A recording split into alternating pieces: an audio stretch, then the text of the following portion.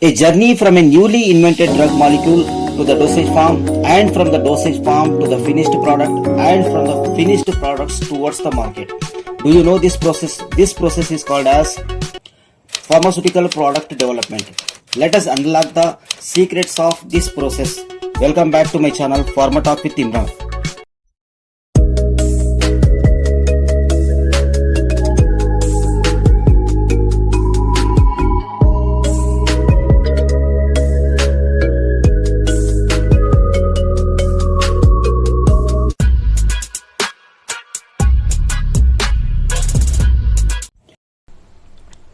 So this process involves converting a drug molecule into a suitable dosage form. So here we are going to convert a drug molecule in a form of suitable dosage form. So this dosage form may be tablet, capsule or injectable, whatever it may be. So here we are going to convert the drug molecule into a suitable dosage form. Then how is the dosage form? Is this dosage form is stable, then effective and safe for the patient use. So these are the three basic criteria which we are going to follow. Means here we are going to convert the drug molecule into a suitable dosage form that is safe, effective and stable for the patient use. So this journey, this process involves a series of critical stages. In that, the first one is drug discovery. So this process begins with identifying the new drug molecule, that is also called as API, that is active pharmaceutical ingredient. Here this involves target identification, means what is the actual action of the drug or where it is going to act. Then selecting the lead compound. So in that we are going to select specifically a lead compound which is showing the therapeutic action or pharmacological action, that is called as lead compound. That is, we are going to screen here the lead compound. Then rigorous screening of the compounds to find those with therapeutic potential. So here in the rigorous screening we are going to check which of the specific molecule is going to produce a specific type of therapeutic action or pharmacological action. That is, we are going to check here the therapeutic potential. And now the second stage, that is pre-formulation studies. So once the molecule is identified, then the researchers study the physical and chemical properties of that molecule. The key factor analyzed during this process are: one is solubility and pKa, then stability and melting point and particle size. These studies are vital or very important in determining the most appropriate dosage form and the necessary excipients which are required in formulating that type of dosage form.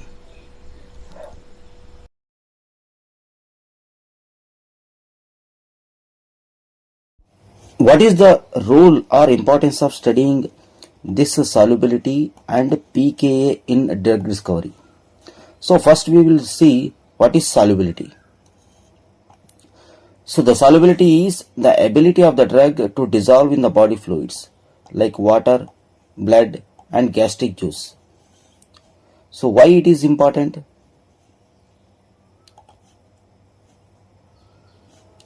So why it is important means because of absorption.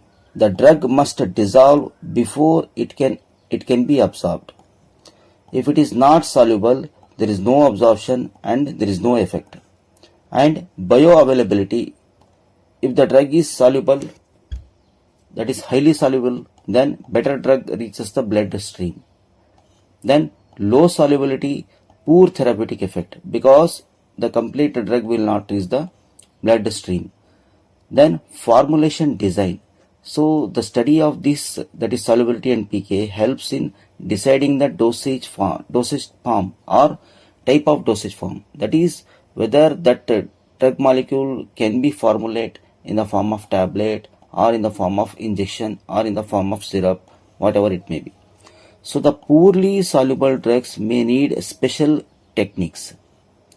And then the next one is drug screening. So during drug discovery, the compounds with very low solubility are rejected in the early stage. So the easy trick to memorize this one is, if there is no dissolution, then no absorption and there is no action. Then we will see the pKa. What is pKa? It is the drug ionized or not.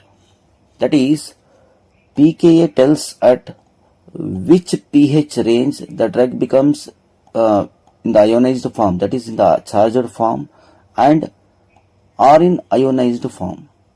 So which is the pH in which the drug is present in the ionized form or in unionized form. So now why it is important? So the drug absorption, the unionized form is more lipid soluble and easily crosses the biological membranes. If it is present in the ionized form, it is water soluble and cannot cross easily. Site of absorption, weak acids absorb in the stomach, that is in low pH. The weak acids absorbed in the stomach, then weak bases absorbed in high pH, that is in intestine. Then drug distribution. So it determines how drug moves in the body fluids and tissues. Then drug design. So the researcher or scientist modify pKa to improve the absorption and action.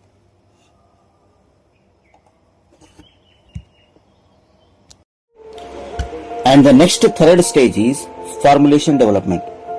During this stage, the drug is converted into a specific type of dosage form, such as tablets or capsules or syrups or injectables. So this involves selecting the right excipients, preparing the formulation and optimizing it for desired therapeutic effect. And the next stage is preclinical studies. Before the drug can be tested on humans, it undergoes animal testing. It is for safety evaluation. These studies assess acute and chronic toxicity to ensure that compound is not inherently dangerous. And the next stage is clinical trials.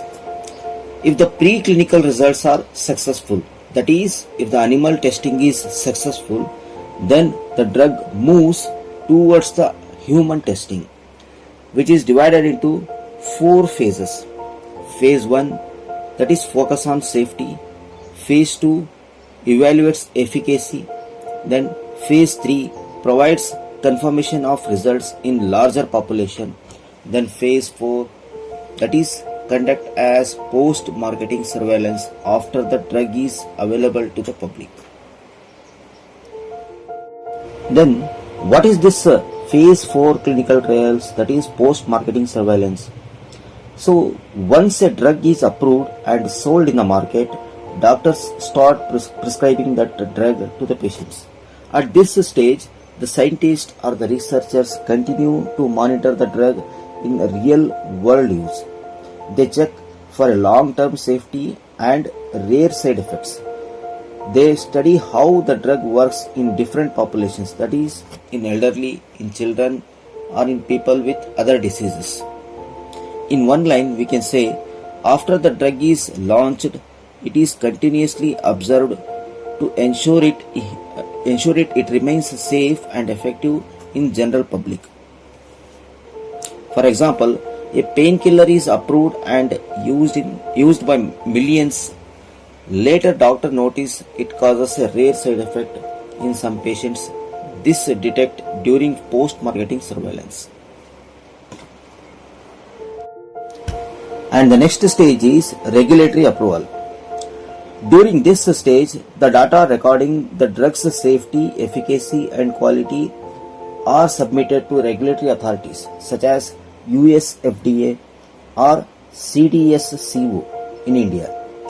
The drug cannot be marketed until these authorities grant approval for that particular drug.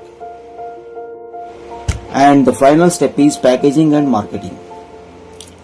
So this is the final stage in which the drug is protected through packing.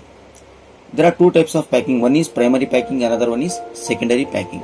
So the primary packing is in direct contact with the drug. That is, for example, in tablets, blister packs, in syrups, bottles are there. Secondary packing, it is the outer containers, for example cartons. So it is for proper packaging and for patient compliance. Then drug protection and correct identification as the product is marketed to the public, packaging and marketing. So this packaging and marketing plays a very important role in the pharmaceutical market.